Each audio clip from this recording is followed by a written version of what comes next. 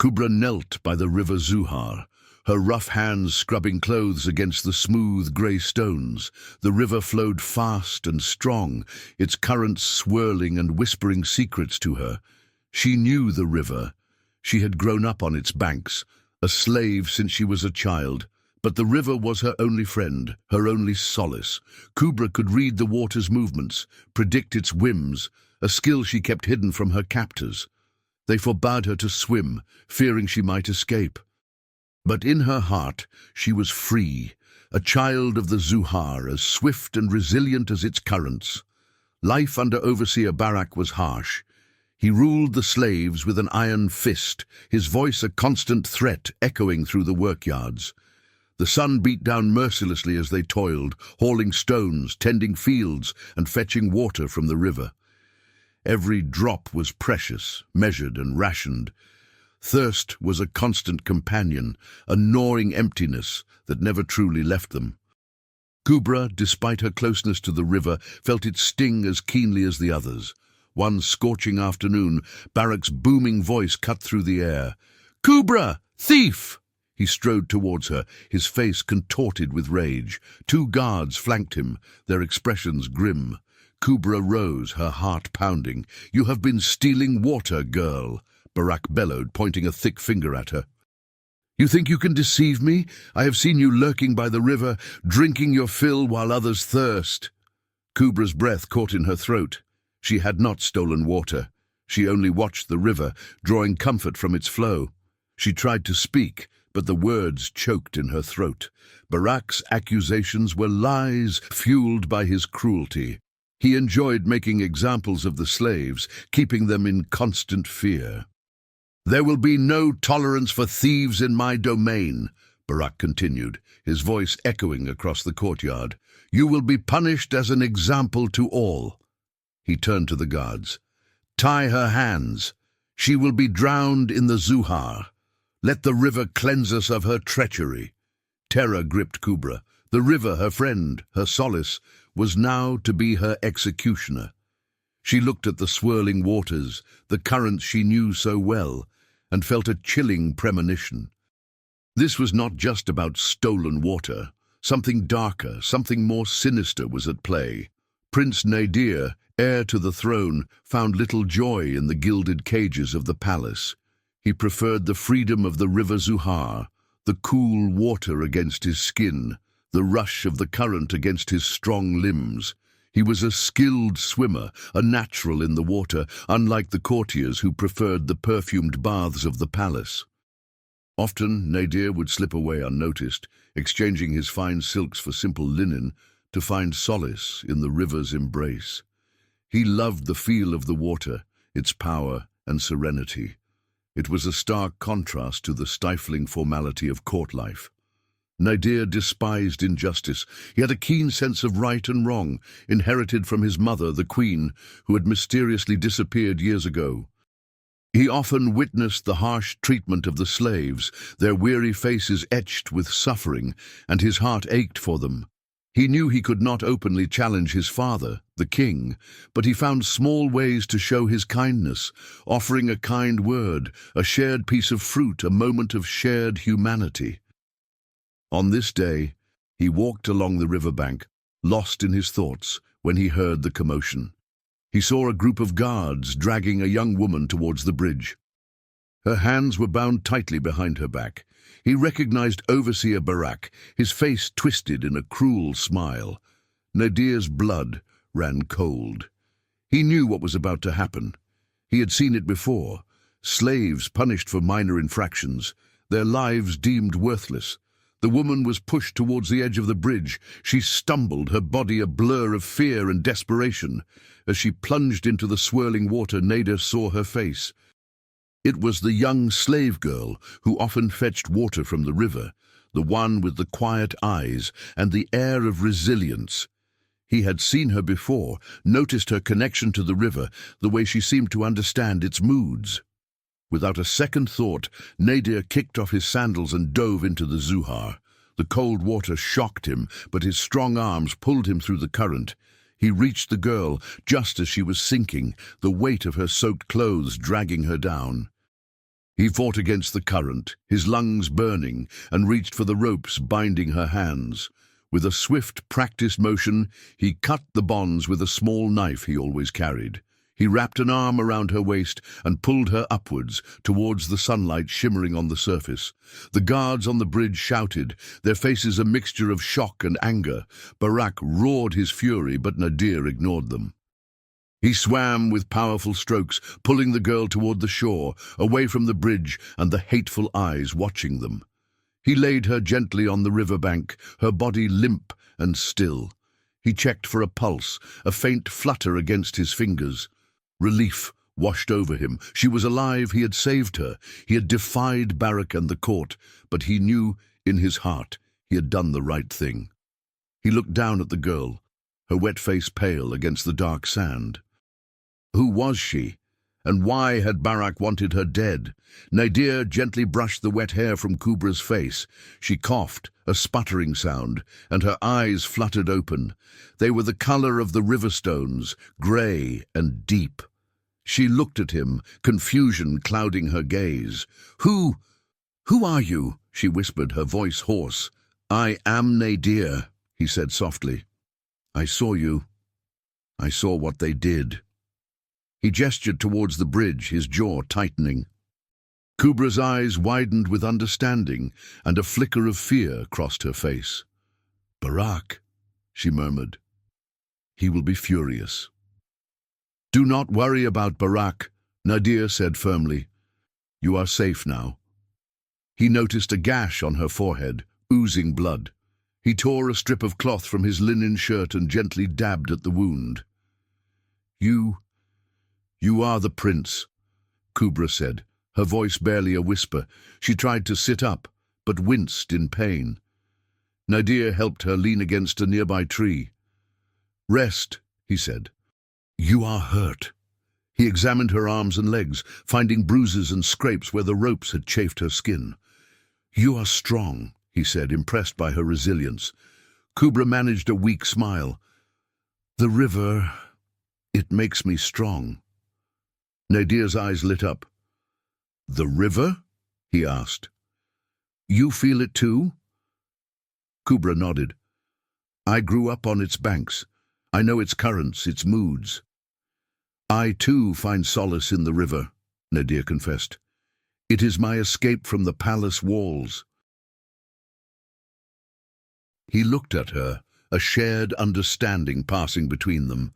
Two souls drawn to the same source of strength, their lives worlds apart, yet connected by the flowing waters of the Zuhar. They sat in silence for a moment, listening to the river's murmur. Kubra shivered, her wet clothes clinging to her skin. Nadir removed his linen jacket and draped it over her shoulders. She looked at him, her eyes filled with gratitude. "Why did Barak accuse you of stealing water?" Nadir asked gently. Kubra hesitated. I don't know," she said, her voice trembling. "He said he saw me drinking, but it is a lie." She looked down at her hands, her fingers nervously tracing patterns in the sand. Nadir watched her, his heart aching for her. He knew the cruelty of Barak, his casual disregard for the lives of the slaves. He suspected there was more to this than a simple accusation of theft. Something darker was at play. "You do not have to fear him anymore," Nadir said, his voice firm. "I will protect you." Kubra looked up at him, her grey eyes meeting his. A hesitant smile touched her lips. A stolen glance, a shared moment of vulnerability, a spark ignited between them, as bright and unexpected as the sunlight glinting on the river's surface. The river that had almost taken her life had now brought them together, two souls bound by its currents, their destinies intertwined. Nadir couldn't stop thinking about Kubra. He found himself drawn to the riverbank, hoping to catch a glimpse of her. He knew she was recovering in the slave quarters, hidden from Barak's watchful eye. He felt a responsibility towards her, a need to protect her from further harm. He decided to visit her, even if it meant defying his father's orders to stay away from the matter. Under the cover of darkness, Nadir slipped out of the palace, a small bundle tucked under his arm. He made his way to the slave quarters, his heart pounding with a mixture of excitement and apprehension. He found Kubra sitting alone in a corner, her face pale in the dim light. She looked up as he approached, her eyes widening in surprise. "Nadir," she whispered, "what are you doing here?" "I brought you something," he said, holding out the bundle. Inside were fresh bread, fruit, and a small book. Kubra's eyes lit up. She hadn't tasted fresh food in months, and the sight of the book filled her with a longing she couldn't explain.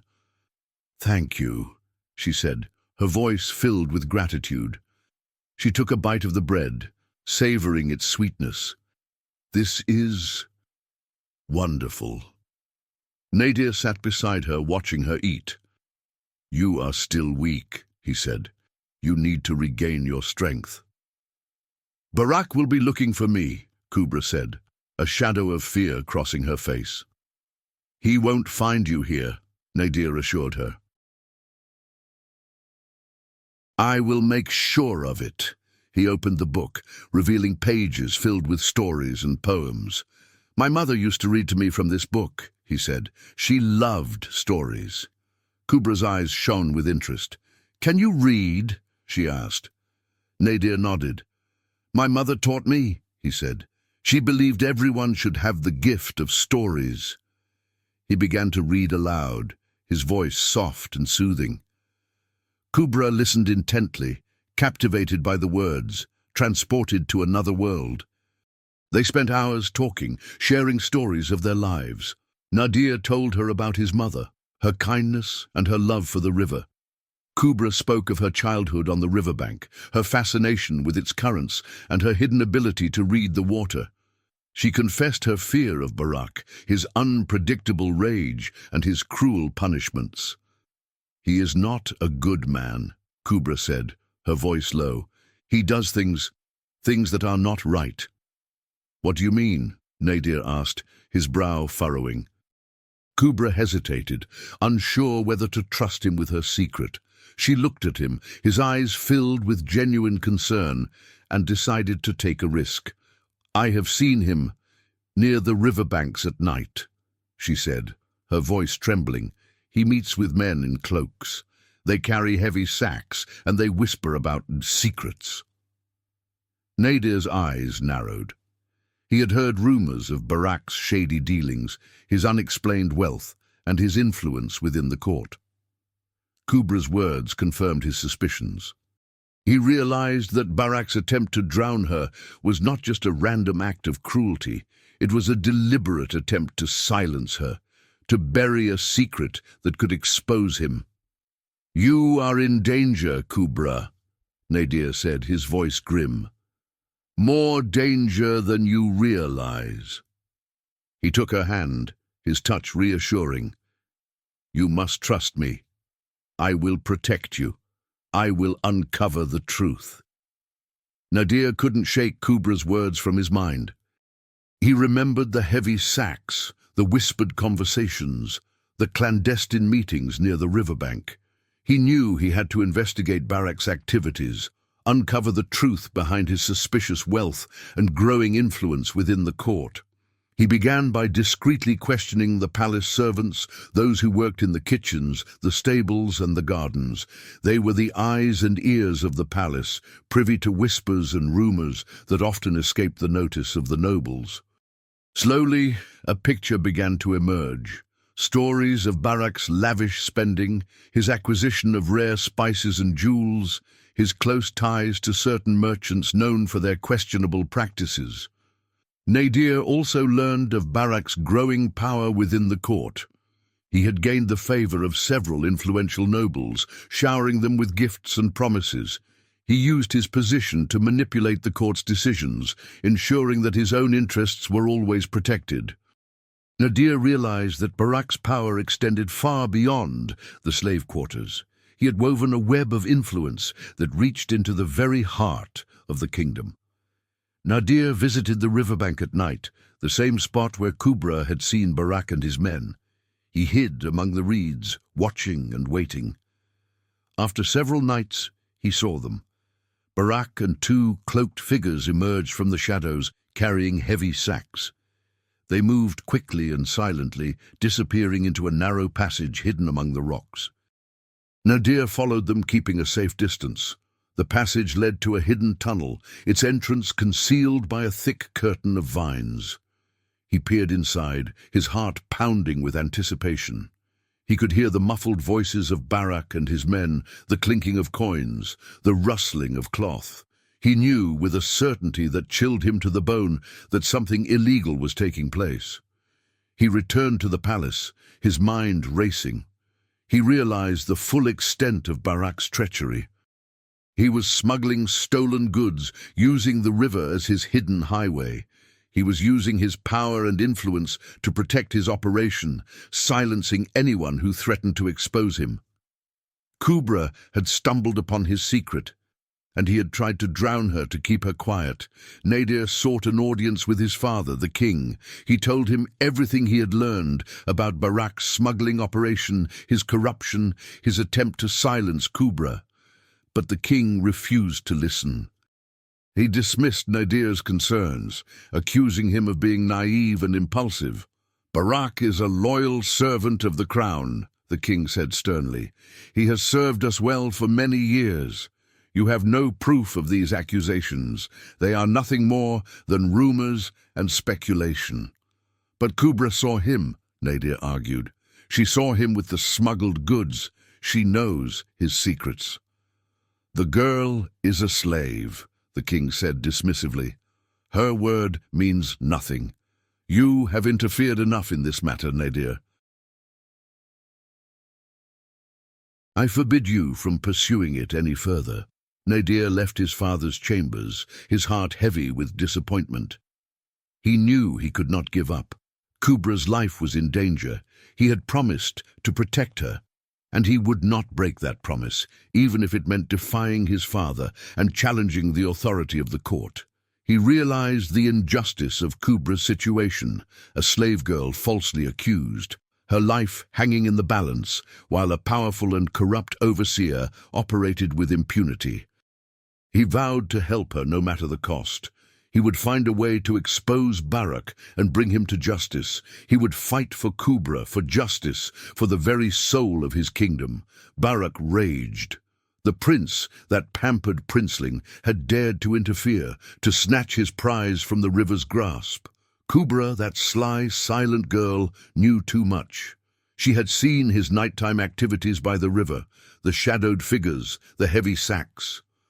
He had meant to silence her, to send her to the bottom of the Zuhar, where her secrets would be swallowed by the currents.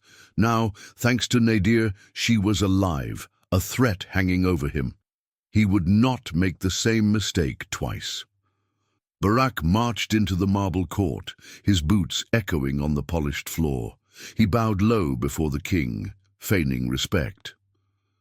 "Your Majesty," he began, his voice dripping with false concern, "I come before you with a grave matter. The slave girl, Kubra, the one accused of theft, has been unlawfully rescued from her just punishment. Prince Nadir, in his youthful recklessness, defied the court's authority and disrupted the execution. This act of defiance cannot go unpunished. It undermines the very foundations of our laws and traditions." The king, a stern and imposing figure, sat on his throne, his face etched with displeasure. He had already reprimanded Nadir for his impulsive act, but Barak's words fueled his anger. He valued order and tradition above all else, and Nadir's defiance had challenged his authority. "The court has spoken," the king declared, his voice booming through the hall. "The girl's sentence must be carried out. She will be drowned in the Zuhar, as decreed." Barak smirked, his plan working perfectly. He knew the king's stubbornness, his adherence to the letter of the law. He had played on his fears, painting Nadir as a reckless youth who threatened the stability of the kingdom. Meanwhile, Nadir stood before his father, his jaw clenched, his eyes blazing with defiance. "Father, you cannot do this," he pleaded. "Kubra is innocent. She has been falsely accused. Barak is lying. He is trying to silence her because she knows his secrets." The king's face hardened. "Silence!" he roared. "You dare to accuse a loyal servant of the crown? You have no proof, only the words of a slave girl. I will not tolerate your insolence. You have already defied the court once." "Do not test my patience further." "But she knows something, father," Nadir insisted. "Something about Barak's activities by the river. She saw him with smuggled goods. He is corrupt. He is using his position to enrich himself." The king waved a dismissive hand. "Enough. I will hear no more of this. The court's decision is final. The girl will be executed. And you, Nadir, will learn to respect the laws of this kingdom, even if they displease you. You have brought shame upon yourself and your family. Go to your chambers and reflect on your actions." Nadir bowed his head, his heart heavy with despair. He knew he had failed Kubra. He had underestimated Barak's cunning and his influence over his father. He had been outmaneuvered, trapped by the rigid laws and traditions of the court, but he would not give up. He would find another way to save Kubra, to expose Barak's treachery, even if it meant challenging the very foundations of his kingdom. He left the marble court, his mind racing, his resolve hardening. The fight was far from over. He had a promise to keep, a life to save, and a kingdom to protect from the shadows that lurked beneath the surface. Nadir paced the small, hidden room where Kubra was recovering. The king's decree echoed in his ears, a death sentence hanging over the girl he had vowed to protect. They were trapped, caught between a cruel overseer and a stubborn king. He looked at Kubra, her face pale, her eyes filled with fear. What could they do? "We cannot remain silent," Nadir said, his voice tight with frustration. "If we do, Barak will find a way to silence you permanently." Kubra nodded, her lips trembling.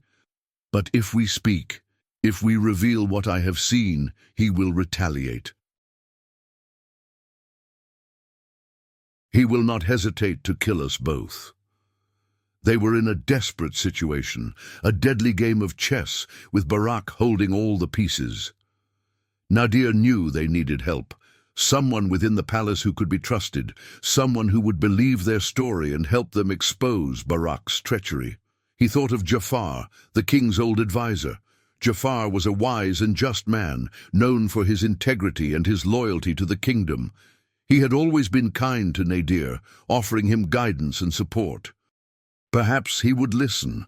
Nadir left Kubra in the care of a sympathetic palace servant and sought out Jafar. He found him in the royal library, surrounded by scrolls and books. He explained everything about Barak's smuggling operation, his attempt to drown Kubra, the king's refusal to believe his accusations. Jafar listened patiently, his brow furrowed in thought. When Nadir finished, he sighed. "This is a grave matter, Nadir," he said. "Barak is a powerful man. He has woven a web of influence within the court. It will be difficult to expose him." "But we must try," Nadir insisted. "Kubra's life depends on it." Jafar nodded slowly. "I believe you, Nadir," he said. "I have heard whispers of Barak's shady dealings. But whispers are not enough. We need proof, concrete evidence that will convince the king." "Kubra saw him," Nadir said. "She saw the smuggled goods. She can identify the men he works with."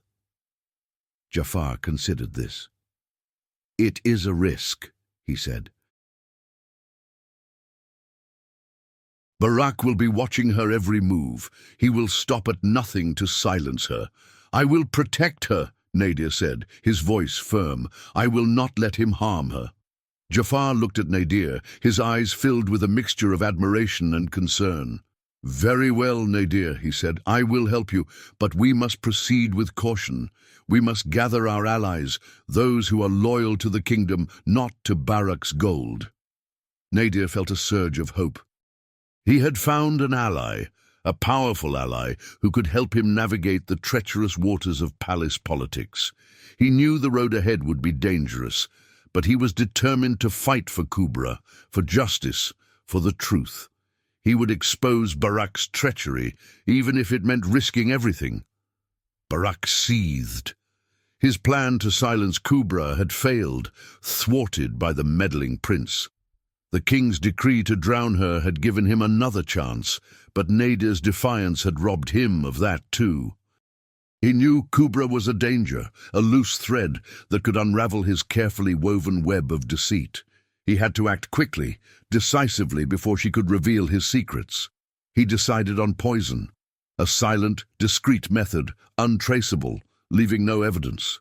He procured a potent vial from a shady apothecary, a colorless, odorless liquid that promised a swift and painless death. He bribed a kitchen servant, a weak-willed man easily swayed by gold, to slip the poison into Kubra's food. Meanwhile, Nadir, with Jafar's help, had been discreetly gathering information about Barak's smuggling operation. He learned of the hidden tunnels, the stolen spices, the bribed officials. He was building a case against Barak, a case he hoped would convince his father to open his eyes to the truth. A young kitchen maid, Ilara, had witnessed Barak's bribe. She was a kind and gentle girl, secretly sympathetic to the slaves. She had seen the fear in Kubra's eyes, the injustice of her situation. She decided to warn Nadir. Ilara found Nadir in the palace gardens, his face etched with worry. She approached him hesitantly, her voice trembling. "Your Highness," she whispered, "I must speak with you. It's about the slave girl, Kubra." Nadir's eyes widened. "What is it? What about Kubra?" Ilara told him everything about Barak's bribe, the poison, the plan to kill Kubra. Nadir's blood ran cold. He thanked Ilara for her bravery and raced towards the hidden room where Kubra was recovering. He burst into the room, his heart pounding in his chest. Kubra was sitting on a low stool, a bowl of stew in her hands. She looked up at him, her eyes widening in surprise. "Don't eat that!" Nadir shouted, rushing towards her. He snatched the bowl from her hands, spilling the stew onto the floor. Kubra stared at him, bewildered. "Nadir, what is wrong?"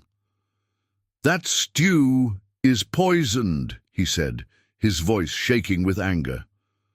"Barak tried to kill you." Kubra's face paled, her hand flying to her mouth. She looked at the spilled stew, the realization of how close she had come to death washing over her. Just then, Barak entered the room, his face contorted with rage. He had followed Nadir, expecting to find Kubra dead.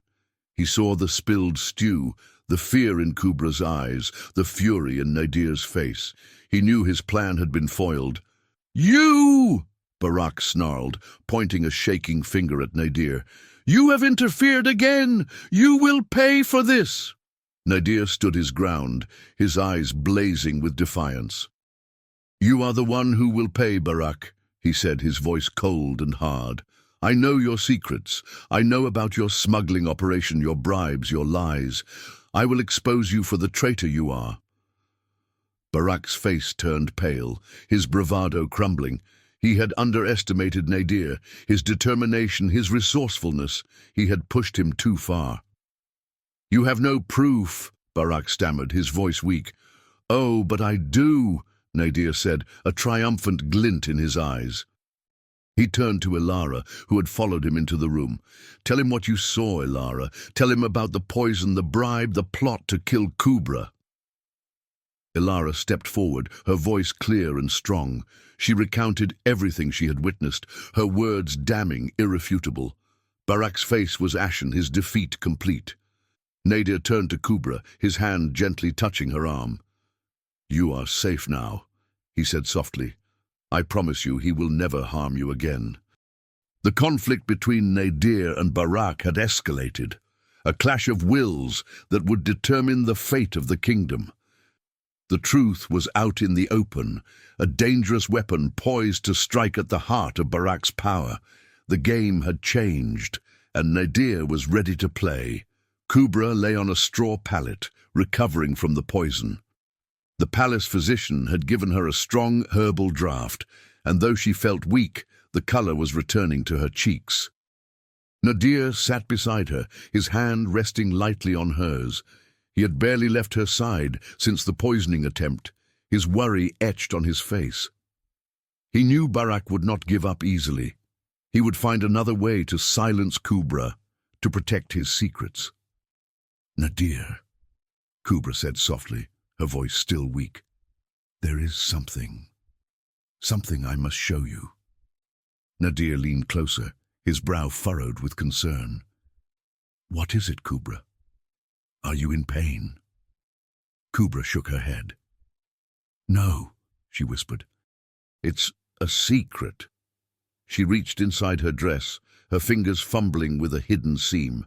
She pulled out a small waterproof pouch sewn tightly into the fabric. "I have kept it hidden for years," she said, her voice trembling. I found it among my mother's things, after she was taken."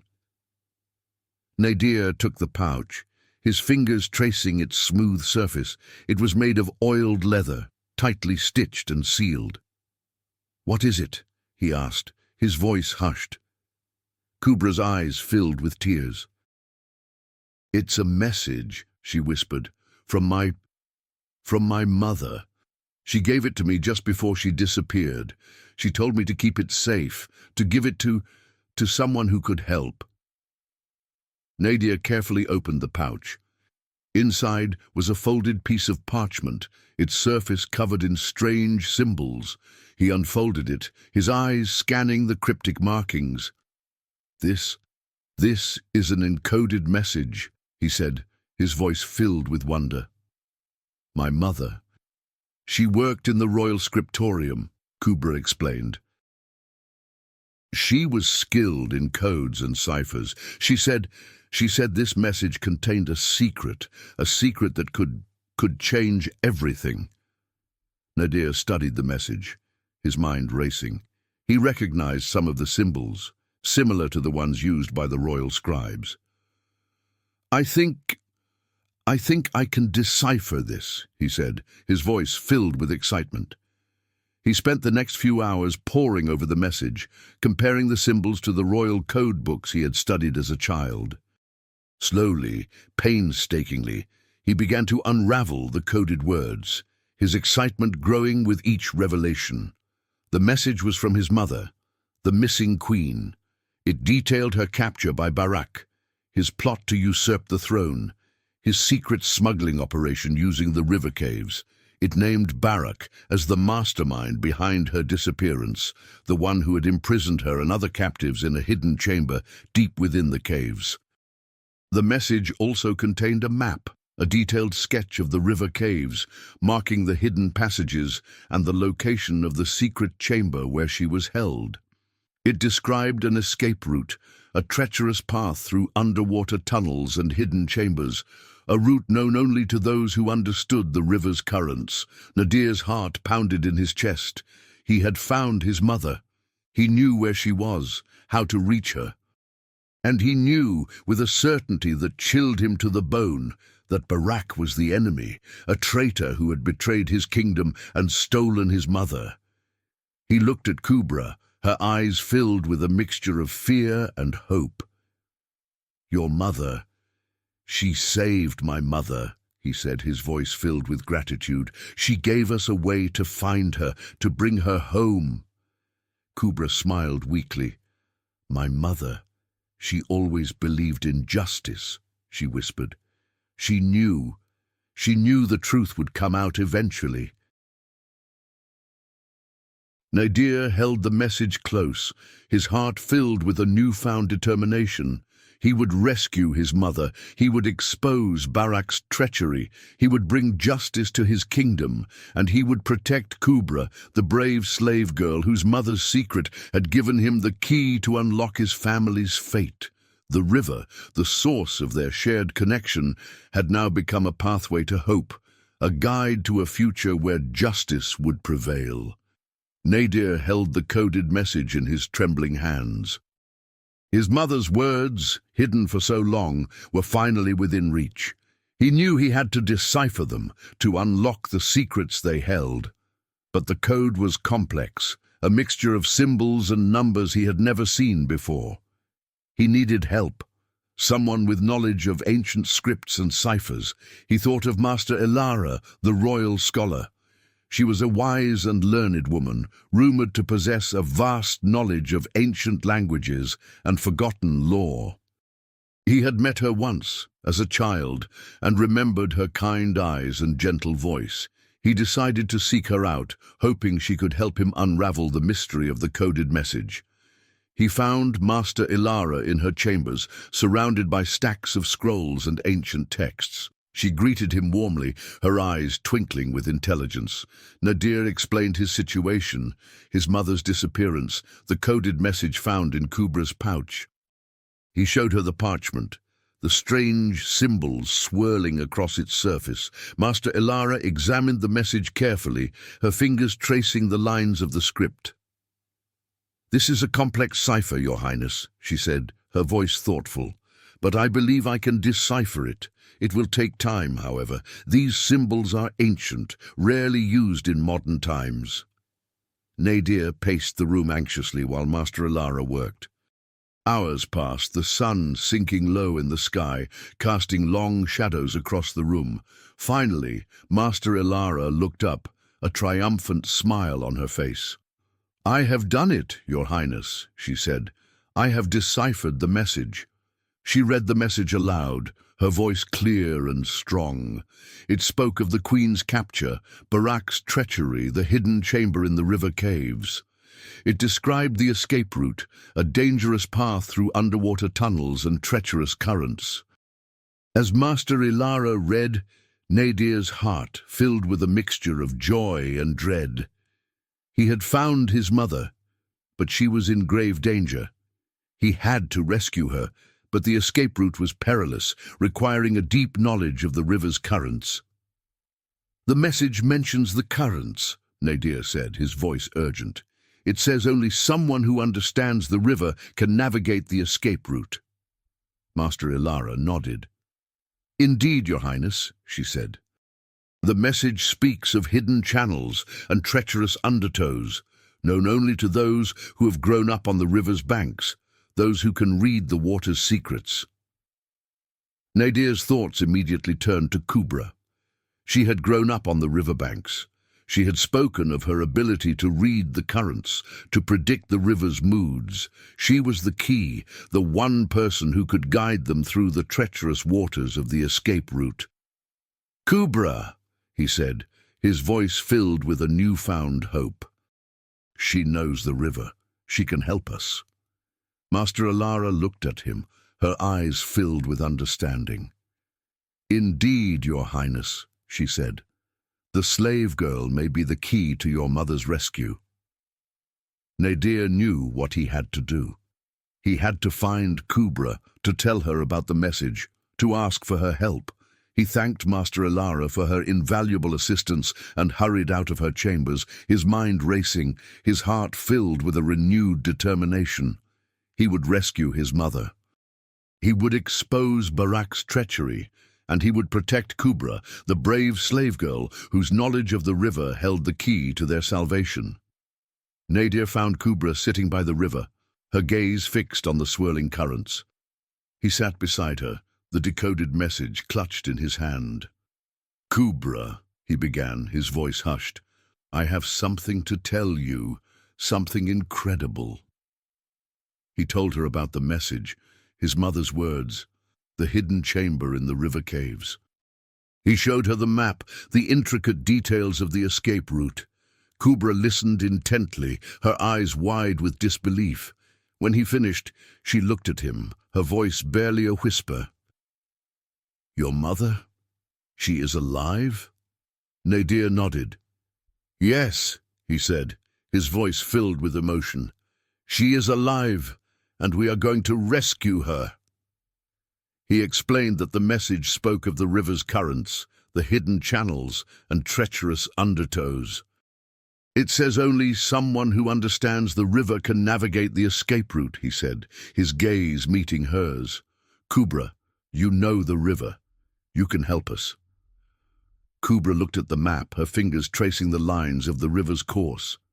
The caves are dangerous, she said, her voice serious. The currents are strong, unpredictable. Many have entered those caves and never returned. I know, Nadir said, but we have to try. My mother is in there waiting for us. Kubra looked at him, her eyes filled with a mixture of fear and determination. I will help you, Nadir, she said. I will guide you through the river caves. Nadir's heart soared with gratitude. He knew Kubra's knowledge of the river was their only hope. He had found his guide, his ally in this dangerous mission. He then explained that he needed to gather a small, trusted team for the rescue. He couldn't risk alerting Barak or his supporters within the palace. He sought out Captain Hassan, the commander of the Royal Guard. Hassan was a loyal and honorable man, known for his bravery and his unwavering dedication to the kingdom. He had served the royal family for many years, and Nadir trusted him implicitly. Nadir met with Hassan in a secluded corner of the palace gardens, away from prying eyes. He told him everything about Barak's treachery, his mother's captivity, the plan to rescue her from the river caves. Hassan listened intently, his face grim. When Nadir finished, he said, "This is treason, Your Highness. Barak must be brought to justice."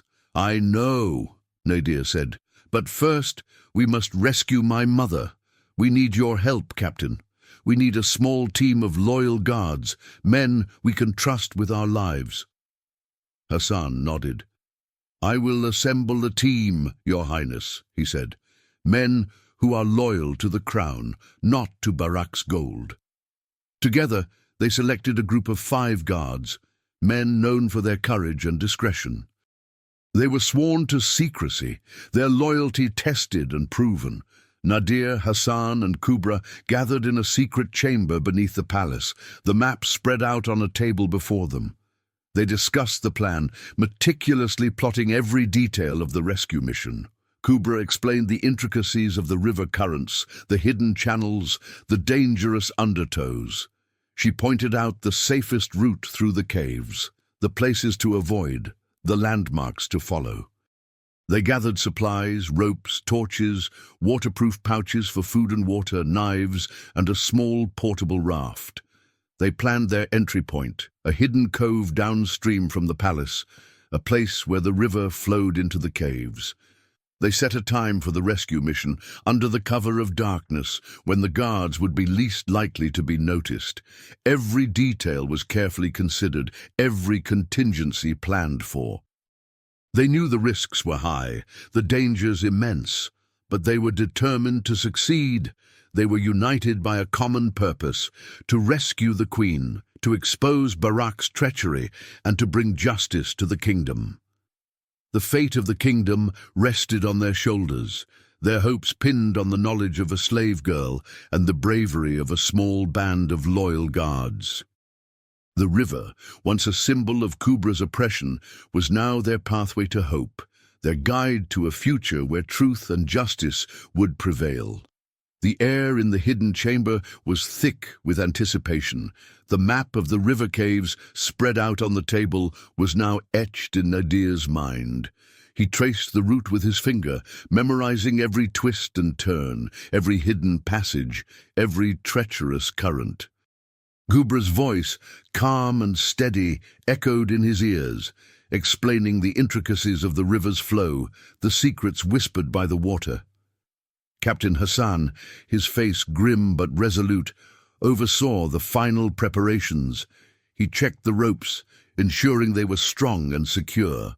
He inspected the torches, making sure they were waterproofed and ready to light the darkness of the caves. He distributed the waterproof pouches, filled with dried fruit, bread, and water skins, enough to sustain them for several days. The 5 chosen guards stood ready, their faces a mixture of excitement and apprehension. They were loyal men, hand-picked by Hassan for their courage and discretion.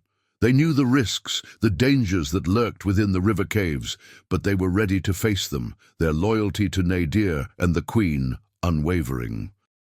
Kubra, dressed in simple, dark clothing, stood beside Nadir, her eyes scanning the map. She had become an integral part of the rescue mission, her knowledge of the river their most valuable asset. She had spent her life on the riverbanks, learning its secrets, understanding its moods. Now, her intimate knowledge of the Zuhar was their only hope of navigating the treacherous caves and reaching the hidden chamber where the Queen was held captive. Nadir addressed the group, his voice firm and resolute. "We leave at midnight," he said. "We travel under the cover of darkness, avoiding the patrols and the watchful eyes of Barak's men. We must be swift, silent, and unseen. Our mission is to rescue my mother and the other captives.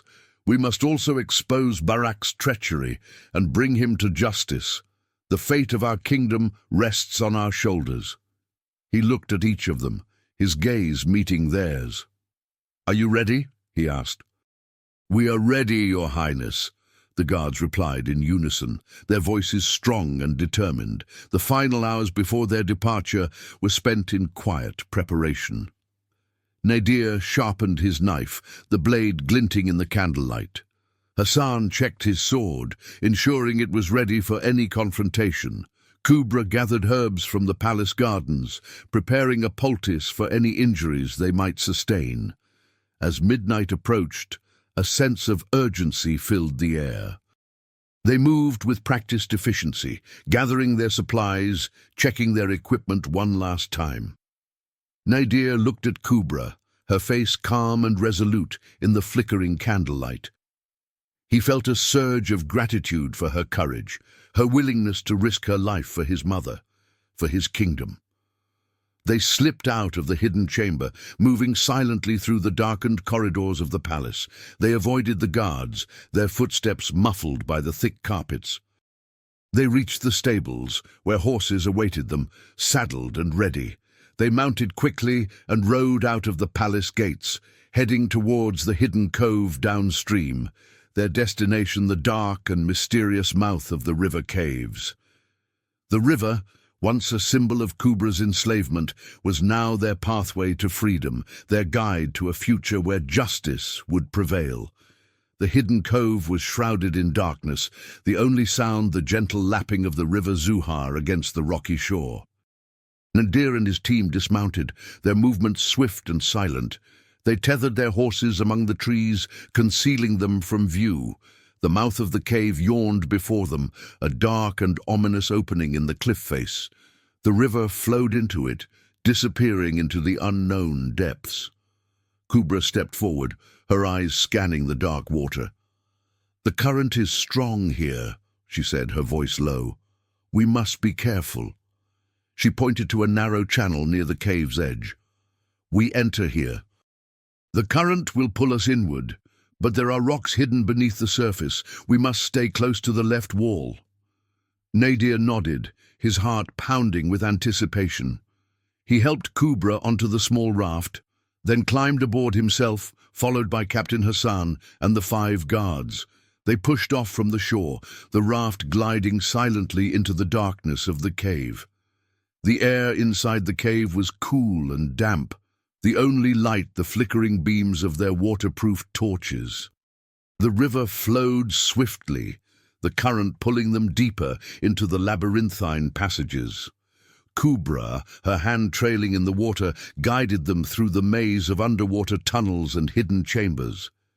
She knew the river's secrets, its hidden currents and treacherous undertows. Her voice, calm and steady, directed their course.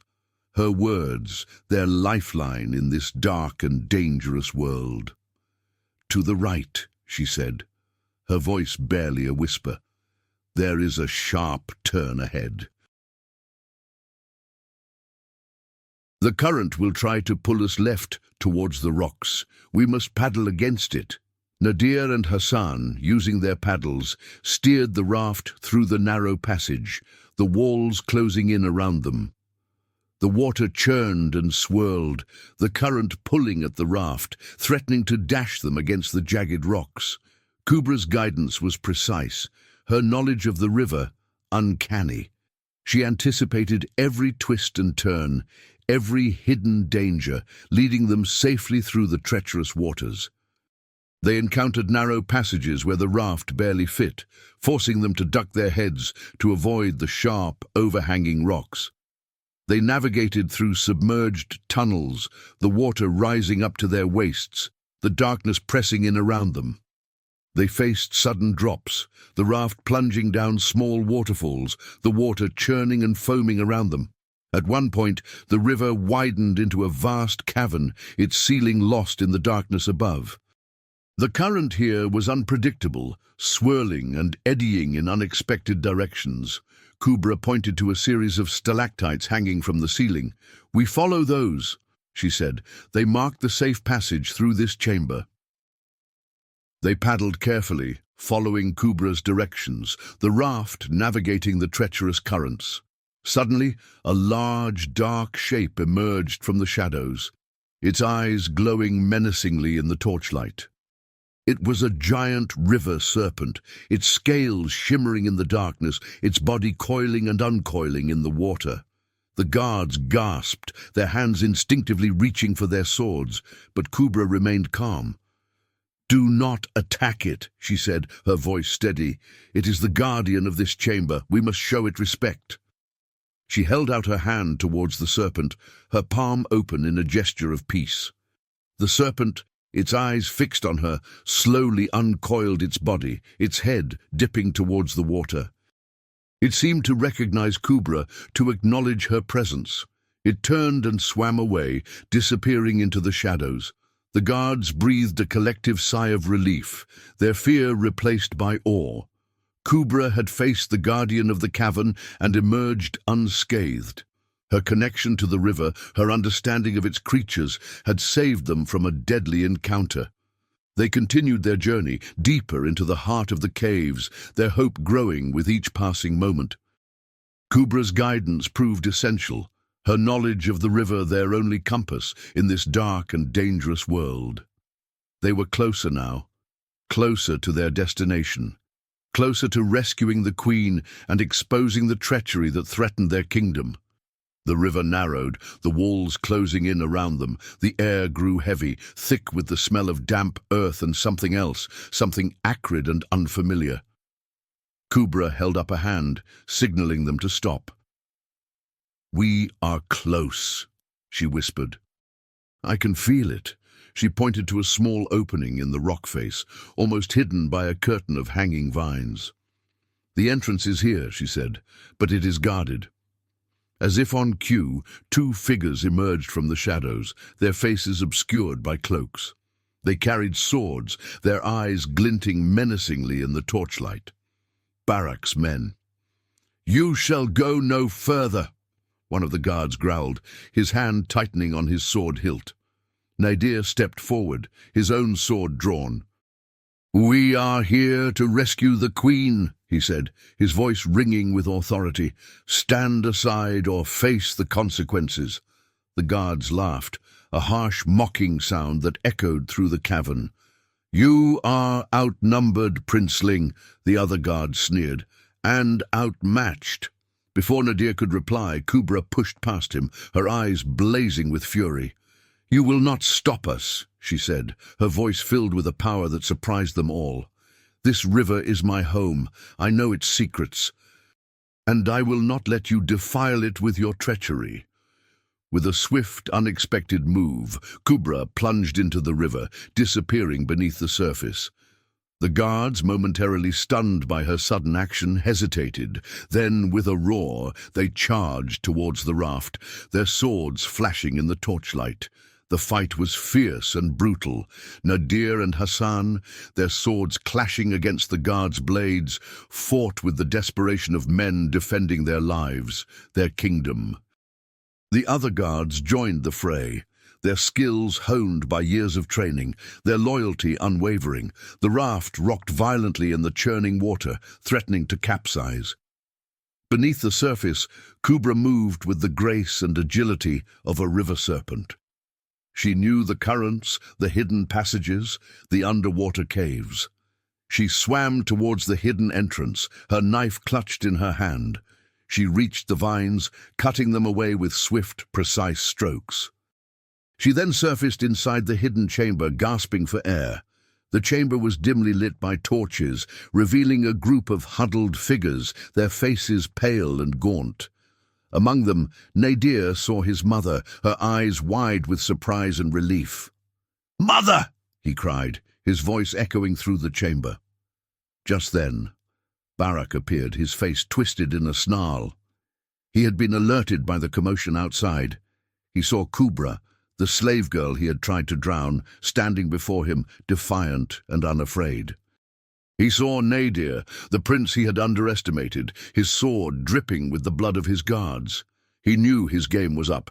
"You!" he roared, his voice filled with rage. "You meddling fools! You will never leave this place alive!" He lunged towards Nadir, his sword raised to strike. But Kubra was faster. She threw herself in front of Nadir, taking the blow meant for him. The sword pierced her shoulder, a searing pain coursing through her body. Nadir caught her as she fell, his heart filled with anguish. He held her close, his voice choked with emotion. "Kubra! No!" The fight continued, more furious now, fueled by rage and despair. Nadir, his eyes blazing with fury, fought with the strength of 10 men. His every blow, a testament to his love for Kubra, his loyalty to his mother, his devotion to his kingdom. Hassan and the guards fought alongside him, their swords a blur of steel in the torchlight. Barak, outnumbered and outmatched, fought with the desperation of a cornered animal. But in the end, he was no match for Nadir's fury, Hassan's skill, and the combined strength of the loyal guards. He fell, his body slumping to the ground, his reign of terror finally over. The battle was won, but at a terrible cost. Kubra lay in Nadir's arms, her blood staining his clothes, her life ebbing away. The river that had brought them together, that had been their salvation, had now become a symbol of their sacrifice. Nadir knelt beside Kubra, his heart heavy with grief. He gently pressed a cloth against her wound, trying to stem the flow of blood. "Kubra," he whispered, his voice choked with emotion, "stay with me, please." Kubra opened her eyes, her gaze meeting his. A weak smile touched her lips. "Nadir," she murmured, her voice barely a whisper. "The river, it brought us together." Tears streamed down Nadir's face. He knew she was fading, slipping away from him, carried by the currents of the river that had been their bond. Captain Hassan approached, his face grim. "Your Highness," he said softly, "we must leave this place. Barak's men may regroup. We must get Kubra to safety." Nadir nodded, his heart aching. He gently lifted Kubra into his arms, her body light and fragile. He carried her out of the hidden chamber, past the freed captives, their faces etched with a mixture of joy and sorrow. They followed him, emerging from the river cave into the cool night air. Barak, wounded but alive, was captured and bound. His reign of terror was over, his treachery exposed. The stolen spices, the hidden tunnels, the bribed officials, all were brought to light, evidence of his corruption laid bare for all to see. Nadir's mother, the queen, embraced her son, her eyes filled with tears of joy and relief. "My son," she whispered, her voice trembling, "you found me, you saved me." Nadir held her close, his heart swelling with emotion. He had found his mother, but at a terrible cost. He looked at Kubra, her face pale, her breathing shallow. He knew he had to get her help, quickly. They returned to the palace, the freed captives following behind, their newfound freedom a stark contrast to the darkness they had endured. News of the Queen's rescue spread like wildfire through the palace, whispers of Barak's treachery echoing through the corridors.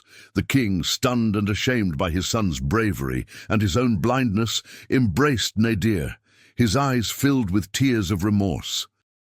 The palace physician rushed to Kubra's side, tending to her wound, administering healing herbs and potions. Nadir remained by her side, his hand clasped tightly in hers, refusing to leave her, his hope flickering like a fragile flame in the darkness. The court convened, the evidence of Barak's crimes presented before the king and the assembled nobles. The stolen spices, the hidden tunnels, the bribed officials, all were laid bare, undeniable proof of his treachery.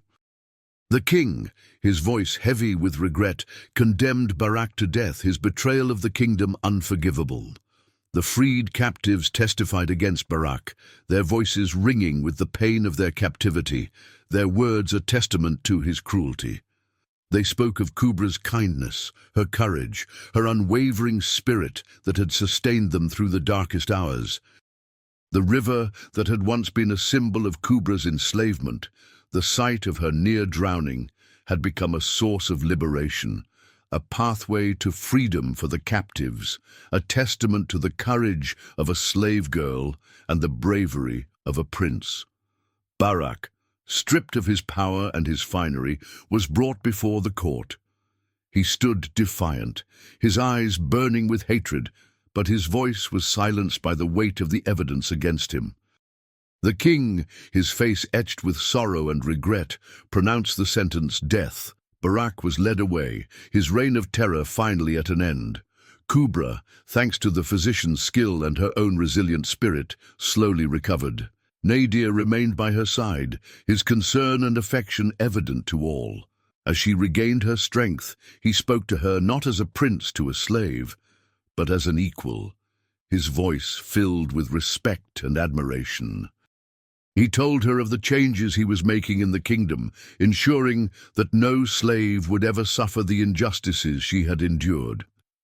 He abolished the cruel practices of overseer Barak, implementing new laws that protected the rights and dignity of all.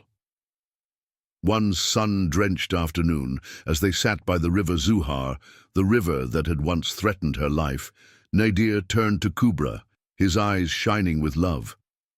"Kubra," he said, his voice soft and earnest, "you saved my mother. You saved my kingdom. You showed me the true meaning of courage and compassion. I owe you everything." Kubra looked at him, her heart filled with emotion. "Nadir," she whispered, "all I ever wanted was to be free, to live by the river in peace." "You are free, Kubra," Nadir said, taking her hand in his, "and you will always be safe, always be cherished. I love you, Kubra. I have loved you since the moment I saw you fall into the river." Kubra's eyes filled with tears. "I love you too, Nadir," she confessed, her voice trembling. Nadir, now a hero in the eyes of his people, declared Kubra a free woman. He acknowledged her as his equal, his partner in rebuilding the kingdom. He showered her with gifts, not of jewels and silks, but of books and knowledge, recognizing her thirst for learning, the intelligence that had shone through even in the darkest hours of her enslavement. Their love story became a legend, whispered throughout the kingdom, a tale of a prince who defied tradition and a slave girl who saved a kingdom. The river that had once separated them, that had threatened to drown her, now flowed as a symbol of their love, their shared destiny, a constant reminder of their bond. Their wedding was a grand celebration, a joyous occasion that marked not only their union, but also the liberation of the kingdom. The freed slaves, now citizens of the kingdom, danced and sang, their voices rising in a chorus of joy and gratitude. The riverbanks, once a place of sorrow and suffering, were transformed into a scene of revelry, the water sparkling with the reflected light of 1,000 torches. Nadir and Kubra ruled together, their reign marked by wisdom and compassion. They honored the memory of Kubra's mother, recognizing her sacrifice, her secret message, the catalyst for their kingdom's redemption. The river Zuhar, once a symbol of oppression, now flowed freely, a source of life and prosperity for all, a constant reminder of the courage that had saved a kingdom and the love that had blossomed on its banks.